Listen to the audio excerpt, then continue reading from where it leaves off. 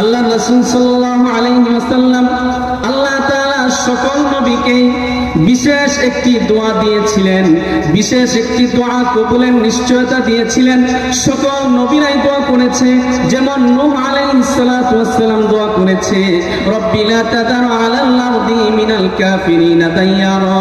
হে রব, আমি আমার উম্মতকে দীর্ঘ 950 বছর দাওয়াত দিয়েছি, তারা দ্বীন গ্রহণ করছে না, তারা ঈমান গ্রহণ করছে না। আমি তোমার পক্ষ থেকে যে মেসেজ নিয়ে এসেছি সেই মেসেজ যেহেতু তারা গ্রহণ করছে না, অতএব এদেরকে আর দুনিয়াতে এভাবে ছেড়ে দিবেন না। নবিয়্যু ওয়া রাহমাতুল্লাহি ওয়া বারাকাতুহু। আল্লাহ তাআলা বললেন, আসসালামু আলাইকা আইয়ুহান নবিয়্যু, হে নবী আপনার উপর শান্তি বর্ষিত হোক, ওয়া রাহমাতুল্লাহি ওয়া বারাকাতুহু, এবং আপনার উপর আল্লাহর রহমত এবং বরকত বর্ষিত হোক।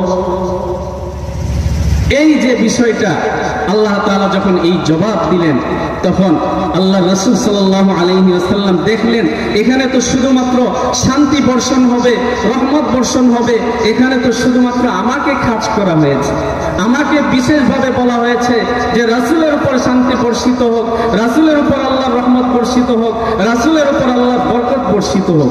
সাথে সাথে আল্লাহ রাসূল সাল্লাল্লাহু আলাইহি ওয়াসাল্লাম বললেন, আসসালামু আলাইনা ওয়া আলা ইবাদিল্লাহিস সালিহিন। আল্লাহ রাসূল সাল্লাল্লাহু আলাইহি ওয়াসাল্লাম বলেন যে আমাদের উপর এবং আমাদের মধ্য থেকে যারা নেককার, যারা সৎ আমল করে, যারা নেক আমল করে, তাদের উপরও এই শান্তি বর্ষিত হোক, রহমত বর্ষিত হোক। অর্থাৎ আল্লাহ তাআলা যখন রাসূল সাল্লাল্লাহু আলাইহি ওয়াসাল্লামের জন্যই রহমত শান্তিকে খাস করলেন, তখন আল্লাহ তাআলা সেখানেও উম্মতের কথা ভুলে যান নাই। আমরা অনেক সময় দেখি কোনো মানুষ তার প্রিয়জনের সাথে যখন সাক্ষাৎ করে, তখন সে শুধুমাত্র তার প্রিয়জনকেই স্মরণ রাখে, আর দুনিয়ার সব কিছু, পিতা মাতা যাবতীয় সব কিছুকে সে ভুলে যায়। কিন্তু আল্লাহ রাসূল সাল্লাল্লাহু আলাইহি ওয়াসাল্লাম তার সবচেয়ে প্রিয় বন্ধু, তার সবচেয়ে প্রেমাস্পদ আল্লাহ তাআলার কাছে মেরাজে গিয়েছেন, তখনও তিনি উম্মতের কথা ভুলে যান নাই, তখনও তিনি উম্মতের জন্য দোয়া করেছেন, আসসালামু আলাইনা ওয়া আলা ইবাদিল্লাহিস সালিহিন। আমাদের উপর এবং আমাদের মধ্য থেকে যারা নেককার, আমাদের মধ্য থেকে যারা সৎ আমল করে, তাদের উপরও রহমত এবং শান্তি বর্ষিত হোক। যখন ফেরেশতারা, আরশ বহনকারী ফেরেশতারা যখন আল্লাহ এবং তার রাসূলের মধ্যে এরকম ভাবে পারস্পরিক মিত্রতা, পারস্পরিক মহব্বত দেখতে পেল, তখন ফেরেশতারা বলে উঠল, আশহাদু আল্লা ইলাহা ইল্লাল্লাহু ওয়া আশহাদু আন্না মুহাম্মাদান আবদুহু ওয়া রাসূলুহু। আশহাদু আল্লা ইলাহা ইল্লাল্লাহ, আমরা সাক্ষ্য দিচ্ছি আল্লাহ ছাড়া কোনো মাবুদ নাই, আমরা সাক্ষ্য দিচ্ছি আল্লাহর রাসূল হযরত মুহাম্মদ সাল্লাল্লাহু আলাইহি ওয়াসাল্লাম তিনি আল্লাহ তাআলার বান্দা এবং তার রাসূল। তো আল্লাহ রাসূল সাল্লাল্লাহু আলাইহি ওয়াসাল্লাম উম্মতের কথা মেরাজে যখন গিয়েছেন, তখনও তিনি উম্মতের কথা ভুলে যান নাই। আল্লাহ রাসূল সাল্লাল্লাহু আলাইহি ওয়াসাল্লাম এই যে তাশাহুদ, মেরাজ রজনীতে এরকম তাশাহুদের বিষয়টি ঘটলো, এই তাশাহুদি উম্মতের উপর, উম্মত যখন নামাজ পড়বে তাদের উপর এই তাশাহুদকে ওয়াজিব করে দেওয়া হয়েছে। এখন যদি ইচ্ছাকৃতভাবে কোনো ব্যক্তি নামাজে তাশাহুদ পড়ে না, ইচ্ছাকৃতভাবে নামাজে তাশাহুদ পড়াকে ছেড়ে দেয়, তার নামাজই হবে না। আর যদি ভুলে ছেড়ে দেয়, এরপরে যদি সাহু সেজদা দেয়, তাহলে নামাজ হবে। তো এই যে তাশাহুদ, উম্মতের উপর আল্লাহ তাআলা এই তাশাহুদকে নামাজে পড়ার জন্য ওয়াজিব করেছে। তো আল্লাহ রাসূল সাল্লাল্লাহু আলাইহি ওয়াসাল্লাম উম্মতের প্রতি তিনি কতটা বেকুল ছিলেন, কতটা অস্থির ছিলেন উম্মতের মুক্তির জন্য, উম্মতের নাজাতের জন্য, উম্মতের উপর যেন শান্তি রহমত বর্ষিত হয় তার জন্য। আল্লাহ রাসূল সাল্লাল্লাহু আলাইহি ওয়াসাল্লাম আল্লাহ তাআলা সকল নবীকেই বিশেষ একটি দোয়া দিয়েছিলেন, বিশেষ একটি দোয়া কবুলের নিশ্চয়তা দিয়েছিলেন। সকল নবীরাই দোয়া করেছে, যেমন নূহ আলাইহিস সালাতু ওয়াস সালাম দোয়া করেছে, রব্বি লা তাদার আলাল আরদি মিনাল কাফিরিনা দাইয়ারা। হে রব, আমি আমার উম্মতকে দীর্ঘ 950 বছর দাওয়াত দিয়েছি, তারা দ্বীন গ্রহণ করছে না, তারা ঈমান গ্রহণ করছে না। আমি তোমার পক্ষ থেকে যে মেসেজ নিয়ে এসেছি, সেই মেসেজ যেহেতু তারা গ্রহণ করছে না, অতএব এদেরকে আর দুনিয়াতে এভাবে ছেড়ে দিবেন না, এদেরকে ধ্বংস করে দিন। নূহ আলাইহিস সালাতু ওয়াস সালাম এই দোয়াটা করেছে। এজন্য কিয়ামতের মাঠে যখন সমস্ত মানুষ নূহ আলাইহিস সালাতু ওয়াস সালামের কাছে সুপারিশের জন্য যাবে, তখন তিনি বলবে যে না, লাস্তু হুনাকুম, আজকের দিনে আমি সুপারিশ করার যোগ্য নই, কারণ আমি আমার উম্মতের জন্য একটা বদদোয়া করে ফেলেছি। তো নূহ আলাইহিস সালাতু ওয়াস সালাম এভাবে দোয়া করেছেন। অর্থাৎ আল্লাহ তাআলা প্রত্যেক নবীকে একটা বিশেষ দোয়া কবুলের নিশ্চয়তা দিয়েছেন, সকলেই দোয়া করেছে। লিকুল্লি নবীন দাওয়াতুন ইয়াদউহা, আবু হুরায়রা থেকে বর্ণিত হাদিস, লিকুল্লি নবীন দাওয়াতুন ইয়াদউহা, প্রত্যেক নবীর জন্য একটা বিশেষ দোয়া দেওয়া হয়েছে, বিশেষ দোয়া কবুলের নিশ্চয়তা দেওয়া হয়েছে। ইয়াদউহা, তারা সেই দোয়া করেছে, ফাউরিদু আন আখতাবিয়া দাওয়াতি শাফাআতান লি উম্মতি ইয়াউমাল কিয়ামা, কিন্তু আমি আমার দোয়াটা করি নাই।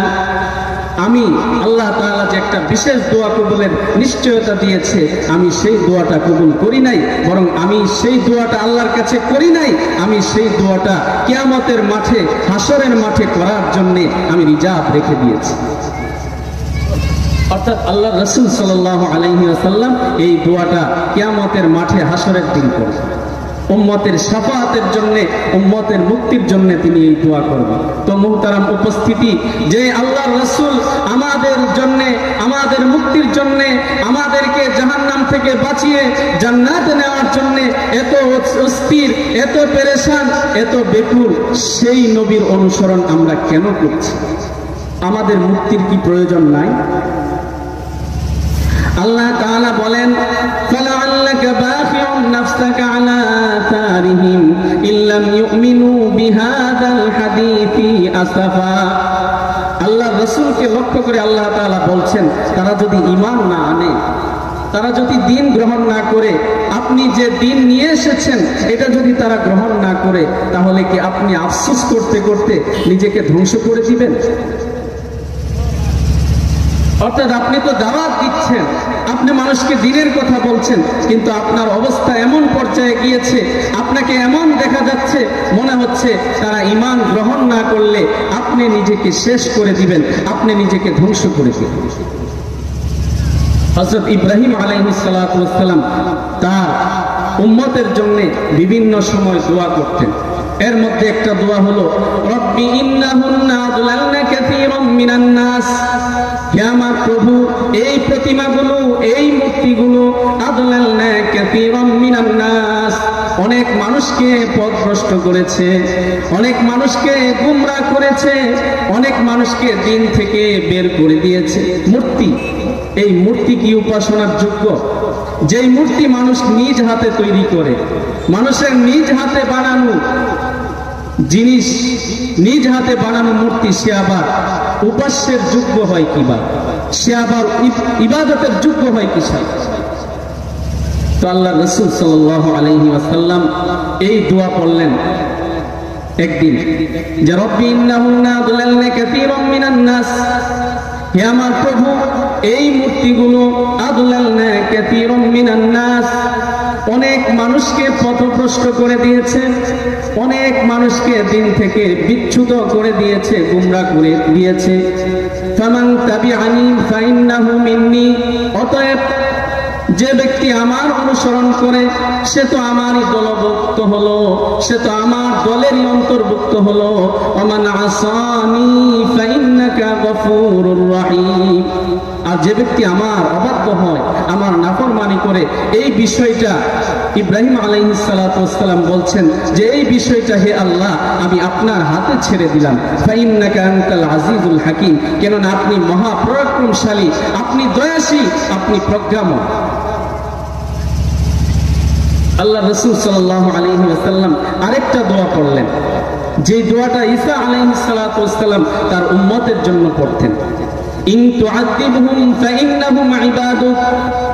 আল্লাহ তাআলা বলেন যে দোয়াটা ঈসা আলাইহিস সালাতু ওয়াস সালাম পড়েছিলেন, ইন তুআযিবহুম, যদি আপনি তাদেরকে শাস্তি দেন, ফাইন্নাহুম ইবাদুক, তাহলে তো তারা তো আপনারই বান্দা। ওয়া ইন তাগফির লাহুম, আর যদি আপনি তাদেরকে ক্ষমা করে দেন, ফাইন্নাকা আনতাল আজিজুল হাকীম, তাহলে এই বিষয়টা তো আপনারই হাতে, আপনি মহাপরাক্রমশালী, আপনি প্রজ্ঞাময়। তো একদিন আল্লাহ রাসূল সাল্লাল্লাহু আলাইহি ওয়াসাল্লাম এই উভয় দোয়াটা পড়ে উম্মতের জন্য আবেগ আপ্লুত হয়ে তিনি কাঁদতে লাগলেন। আল্লাহ তাআলা হযরত জিবরাইলকে পাঠালেন, হে জিবরাইল তুমি যাও, দেখো আমার প্রিয় হাবিব, আমার বন্ধু কেন কাঁদছে।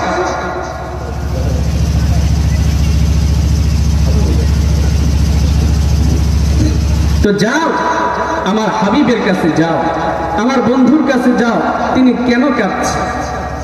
আল্লাহ সব দেখছেন কি দেখছেন না? আল্লাহ সবই দেখছেন, কিন্তু তারপর এটা একটা নিজাম। আল্লাহ তাআলা জিবরাইল আলাইহিস সালাতু ওয়াস সালামকে পাঠালেন। জিবরাইল এসে আল্লাহর রাসূলকে জিজ্ঞেস করলেন যে হে নবী আপনি কেন কাঁদছেন। আল্লাহ রাসূল সাল্লাল্লাহু আলাইহি ওয়াসাল্লাম উম্মতি উম্মতি বললেন যে হায় আমার উম্মতের কি হবে, হায় আমার উম্মতের কি হবে। অর্থাৎ আল্লাহ রাসূল সাল্লাল্লাহু আলাইহি ওয়াসাল্লাম উম্মতের মুক্তির জন্য, উম্মতের নাজাতের জন্য এভাবে কাঁদছে।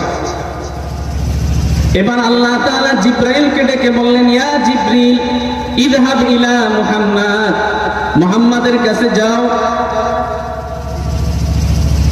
ইযহাব ইলা মুহাম্মাদ, মুহাম্মাদের কাছে যাও, গিয়ে বলো ক্বালা সানুরদিকা ফি উম্মতিক,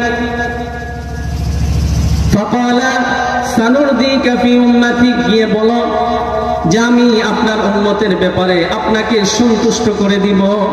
ওয়ালা নাসুক, আপনাকে লজ্জিত করব না, আপনাকে হতাশ করব না, আপনার উম্মতের জন্য, আপনার উম্মতের জন্য আপনাকে হতাশ করব না, আপনাকে লজ্জিত করব না। আপনি উম্মতের যে মুক্তি চাচ্ছেন, উম্মতের যে নাজাত চাচ্ছেন, এই সব কিছুর ব্যবস্থা আমি আল্লাহ করে দিব। যেমন সূরা দোহায় এসেছে, ওয়ালা সাউফা ইউতিকা রাব্বুকা ফাতারদা, হে নবী অচিরেই আল্লাহ তাআলা আপনাকে এই পরিমাণ দিবেন যে আপনি সেই পাওনা পেয়ে, আপনাকে যে পরিমাণ দিবেন সেটা পেয়ে আপনি সন্তুষ্ট হয়ে যাবেন। বাহ্যিকভাবে আমরা এটাই দেখি আল্লাহ রাসূল সাল্লাল্লাহু আলাইহি ওয়াসাল্লাম এই উম্মতের জন্য, এই উম্মতের নাজাতের জন্য তিনি কত বেকুল ছিলেন, কত অস্থির ছিলেন, কত পেরেশান ছিলেন।